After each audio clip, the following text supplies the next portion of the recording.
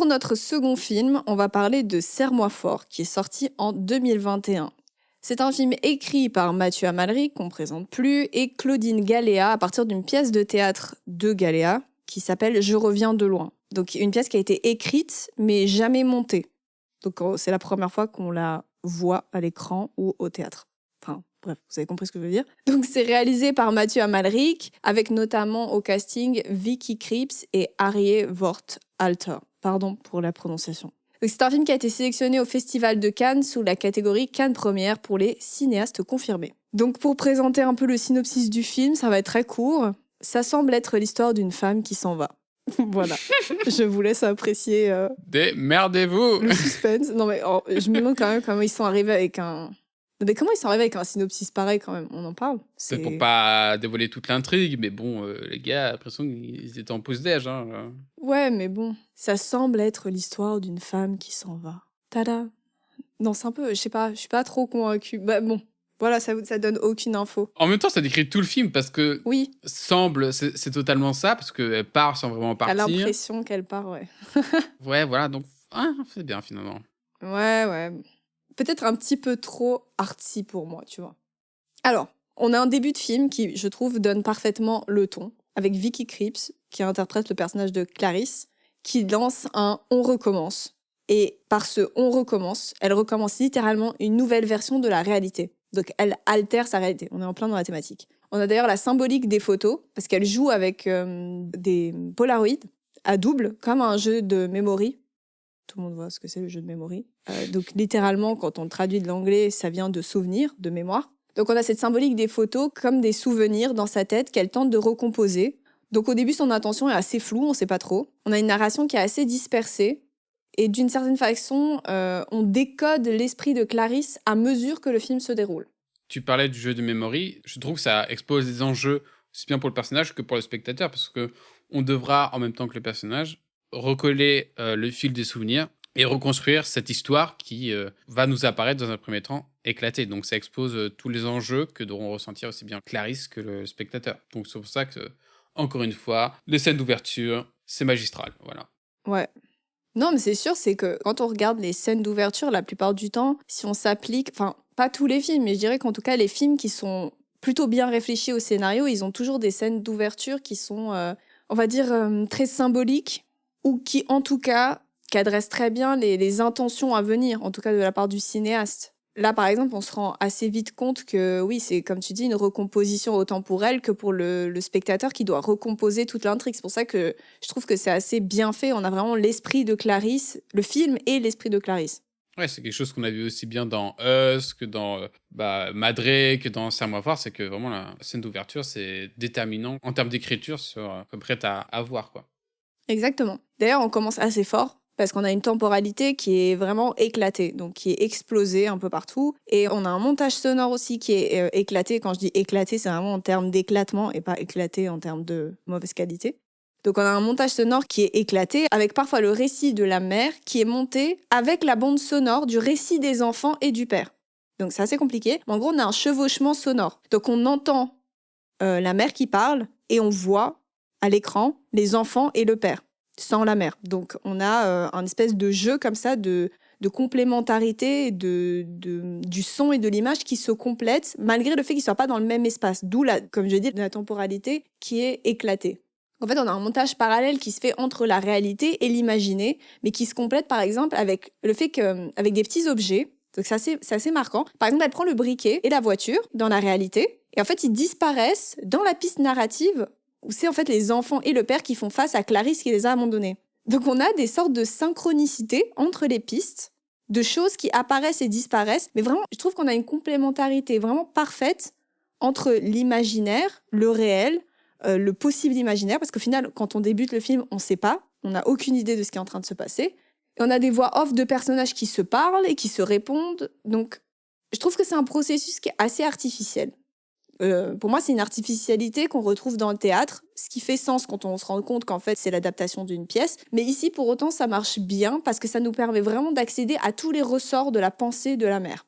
Oui, surtout, on se rend compte que par ce prisme, en fait, elle s'invente des scènes de vie, des réactions, des émotions que son départ au sein de sa famille aurait pu causer, donc un futur probablement sans elle. Et on sent que c'est un moyen pour elle d'exprimer toutes ces émotions qu'elle vit aujourd'hui en faisant ce deuil et dont elle aimerait partager le fardeau. Par exemple, l'excès de colère du père dans la salle de bain, des moments où le père, lorsqu'il a des ressentiments, quand il se plaint avec un de ses collègues sur pourquoi elle est partie, etc. Bref, toutes ces situations qu'elle fait vivre à son mari et qu'elle peut ressentir émotionnellement. Et elle le fait transférer par ce biais-là, par la fiction, à son mari. Exactement. Et je trouve que ça aurait pu être un peu difficile. En fait, les sautes entre, on va dire, on va appeler ça réalité et fiction, parce que sinon ça devient compliqué de parler du film. Mais entre guillemets, les sautes qu'on a par moment entre la réalité et la fiction, je trouve que c'était le truc le plus délicat à gérer parce qu'on aurait pu se retrouver avec, on va dire, une impression d'hétérogénéité qui aurait été assez compliquée à suivre. Alors que là, on a un truc qui est très bien pensé au niveau de la mise en scène, avec soit des raccords visuels avec la gestuelle, par exemple. On a aussi, par exemple, les chevauchements sonores ou alors des paroles avec la voix off, donc ces sortes de questions-réponses, comme je disais avant, qui en fait nous permettent de comprendre et de saisir la complexité de l'altération du monde de Clarisse après la mort. Donc pour l'instant, on ne sait pas encore trop comment ça s'est passé, mais c'est littéralement après la mort. Et ça démontre en fait pour moi son besoin de créer du sens à partir de ce qui n'en a pas. Mm. Et on a par exemple, donc, dans son imaginaire, sa fille à un moment donné cite cette phrase « Tu devrais nous sortir une histoire qu'on pourrait raconter ». Et pour moi, ça résume parfaitement l'enjeu du film. Et du coup, ça vient résonner aussi avec la phrase d'intro quand elle dit « On recommence » et qu'elle essaye en fait de créer une histoire, de créer du sens. Oui, exactement. Il y a même une conversation qu'elle s'invente avec notamment le patron du mari, où le dialogue, c'est littéralement, je vais vous le dire, hein, il ou Marc, le patron répond, il travaille pas aujourd'hui, demain, non plus, il travaille plus ici, il a changé de vie, il fait quoi? Ce que tu veux, tu me dis.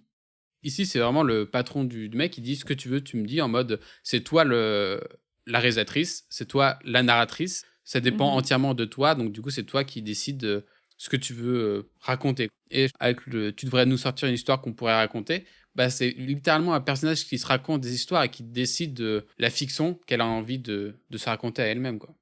Oui, et surtout, on a du coup ces raccords qui viennent pour moi lier la matière abstraite de son esprit. Donc au début, on a même du mal à savoir ce qui est vrai ou ce qui est imaginé. Personnellement, je n'arrivais pas à faire la différence entre les deux. Pour moi, il y avait peut-être même pas juste deux pistes qui étaient vraies et une qui était imaginée. C'était peut-être les deux étaient peut-être un mélange en fait. Et bon, après ça se clarifie par la suite.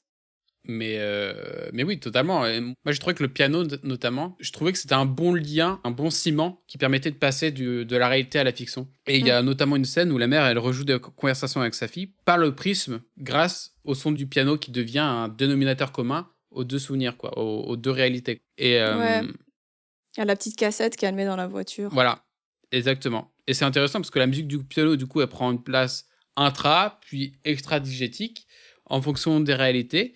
Et du coup, oui, ça, voilà, ça devient un ciment entre les réalités, comme si c'était le fil conducteur qui relie tous ces univers. Et il y a aussi des moments très étranges où il y a des conversations avec son mari, où elle apparaît tel un fantôme qui parle par le prisme de son mari. Et elle lui propose en gros des choses qu'il fait, et lui fait les choses. Et c'est du coup, c'est un peu comme une possession, et c'est vraiment très étrange, mais voilà. Mais justement, je trouve que c'est ce qui est plutôt bien pensé et qui vient, pour moi, s'opposer à l'idée de Sorogoyen quand il fait Madré. C'est qu'en fait, on a cette proximité et cette intimité entre le spectateur et Clarisse. Autant en termes narratifs, avec le déploiement de son esprit, qui est vraiment le film, autant au niveau de la mise en scène, avec des plans qui sont souvent très serrés, très proches de Clarisse, où on éprouve en fait les choses avec elle. Donc on est moins spectateur de sa misère que dans Madré, parce qu'on, d'une certaine façon, Clarisse est active. Donc elle bouge beaucoup, elle est toujours en mouvement avec une caméra qui la suit. On a un personnage qui est plus actif dans son deuil, alors qu'Elena est passive dans son deuil et elle est constamment en attente. L'un n'est pas mieux que l'autre. Ce que je veux dire, c'est juste qu'on a deux propos qui sont très pertinents et qui sont très bien traités, en fait, et de la part de Sorogoyen et de la part de Amalric. C'est vraiment des visions, je dirais, complémentaires sur aussi juste la manière dont chaque personne est différente et chacun va vivre son deuil différemment. Et là, on a deux exemples très, je veux dire, très bien ficelés de ce processus-là.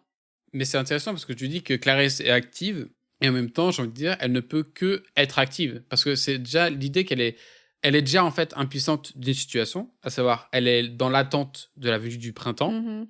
et c'est l'idée qu'elle ne peut rester là à attendre sans rien faire, quoi. Ouais, ouais, ouais. elle est du coup dans une volonté de bouger pour s'occuper de l'esprit, pour être acteur et non plus spectateur, quoi. C'est pour ça que le film, pour moi, c'est un road trip. C'est aussi bien un voyage sur l'attente de pouvoir faire son deuil, dans les faits, à savoir attendre le printemps, que c'est aussi un voyage à travers le souvenir, le deuil, la culpabilité. Et du coup, ça mêle passé, présent, futur, mais c'est vraiment l'idée d'un personnage qui doit être mobile absolument, parce qu'elle ne peut rester assise à rien faire, à attendre, à être dans cet entre-deux où sa famille est peut-être morte, peut-être vivante. Et du coup, c'est pour ça qu'elle s'invente une autre réalité où, comme un pré-shot du deuil, quoi. Elle prépare son deuil, en fin de compte. Ouais, oui, c'est ça. Mais c'est pour ça qu'on a un personnage qui est actif dans sa passivité, d'une certaine façon. Exactement. Parce qu'elle c'est est ça. dans l'attente et elle peut quand même pas. On va dire qu'elle est soumise aux lois naturelles qui font qu'elle doit attendre le dégel pour que sa famille puisse. Mm. Enfin, pour qu'elle puisse avoir accès, on va dire, au cadavre de sa famille. Mais en même temps, on a un personnage qui est très actif. On a un personnage qui est à la recherche d'eux. Ou peut-être pas à la recherche, mais en tout cas qui est en mouvement. Ouais. Même si, paradoxalement, elle est bloquée dans le déni, je trouve. Parce qu'elle se ment elle-même, elle ment à d'autres personnages ou figurants de sa vie. Mm. Et d'une certaine façon, là, on peut dire qu'on a un rapprochement avec Madré et le personnage d'Elena. Parce qu'en fait, elle préfère supporter la culpabilité d'une action commise de sa propre volonté. Enfin, elle préférerait, on va dire, porter la culpabilité d'une action commise de sa propre volonté plutôt que de subir une situation dont elle est le simple témoin impuissant. Parce qu'au moins, l'idée d'être actif et de quitter sa famille lui permettrait de s'en vouloir et de souffrir avec, entre guillemets, une cause. Alors que là, elle souffre du destin, en fait. Elle souffre de rien. C'est la faute de personne. C'est juste les aléas de la vie qui font qu'à ce moment-là, on se retrouve dans cette situation. Et donc là, on peut même pas s'en vouloir, on peut pas. Y a pas d'échappatoire, on va dire, sentimental possible. Ou émotionnel plutôt que sentimental. Mais d'ailleurs, il y a 2 dialogues où elle le dit, genre: «J'invente, j'imagine que je suis parti, fallait bien trouver quelque chose, non?» Mhm, Et le exactement, ouais. deuxième: «C'est pas moi qui suis parti, j'ai inventé, comme ça vous êtes là». C'est l'idée que, comme tu dis, ouais, c'est plus facile de partir, d'abandonner, que d'être abandonné. C'est plus facile de couper les ponts que de se sentir abandonné, de subir que de faire subir, paradoxalement. Et du coup, c'est l'idée de prendre le contrôle de ce qu'elle ressent et de pas être entièrement victime de la faute à pas de chance, comme si l'univers lui disait bah tant pis, c'est tombé sur toi, cocotte. C'est l'idée vraiment de reprendre le contrôle un peu sur ce qu'elle ressent Mhm. et de Oui, il y a un truc de culpabilité, il y a quelque chose voilà, quand même. Tu peux te remettre la faute sur toi, tu vois, alors que tu peux pas remettre la faute sur toi et que tu peux pas exactement. te défendre et que tu es impuissant, il y a quand même quelque chose de difficile à Mm. vivre. Parce que tu dois accepter des ressorts qui te dépassent, qui sont même pas menés par toi. Alors que quand tu les mènes, tu peux t'en vouloir, il y a la douleur, mais en même temps, il y a quand même une cause. Alors que là, j'ai l'impression que la disparition, il n'y a pas de cause. Tu sais pas. T'es dans cette chose incertaine. Mais bon, justement, on va dire que c'est aussi toute l'idée du processus que traversent les deux femmes. Et d'ailleurs, on se rend vite compte que la réalité, elle les rattrape assez rapidement. Enfin, la réalité, ou on va dire même la vérité. Et par exemple, pour Clarisse, c'est quand elle voit une image de montagne sur la télé dans le bar où elle est. Puis là, on a une troisième piste narrative qui s'ajoute, qui est la vraie version des faits. Donc celle où Clarisse, ses enfants et son mari partagent enfin physiquement la même piste narrative, enfin, on va dire la même piste visuelle. Donc, contrairement à avant, où on avait le père et les enfants sur une piste narrative et celle de la mère toute seule. Et en fait, le film, pour moi, c'est vraiment l'esprit de Clarisse avec cet entrelacement d'histoires, de versions à la temporalité complètement éclatée, de déni, des sensations, des sentiments, avec apparemment des parasites dans l'histoire qu'elle se raconte, avec des images de la vérité, donc la montagne, la piste de ski, on a même des skis aussi à un moment donné, dans le garage. On a elle qui Tout dit à à fait. son mari de partir sans elle parce qu'elle travaille, jusqu'à ce qu'elle finisse enfin par se rendre compte, et elle le dit littéralement, ça marche plus mon truc, ça ne marche pas. Et là où Elena dans Madré se perd dans le néant, bah on a le personnage de Vicky Krieps qui explore les potentialités de ce qui aurait pu être en attendant le printemps pour que la réalité revienne et en fait arrêter de se perdre dans des histoires. Ouais, c'est exactement ça et je pense que ça sert aussi aux spectateurs parce que bon, moi, la première fois que j'ai vu, j'avais presque rien compris, hein, je vous l'avoue, hein. Mhm, ouais.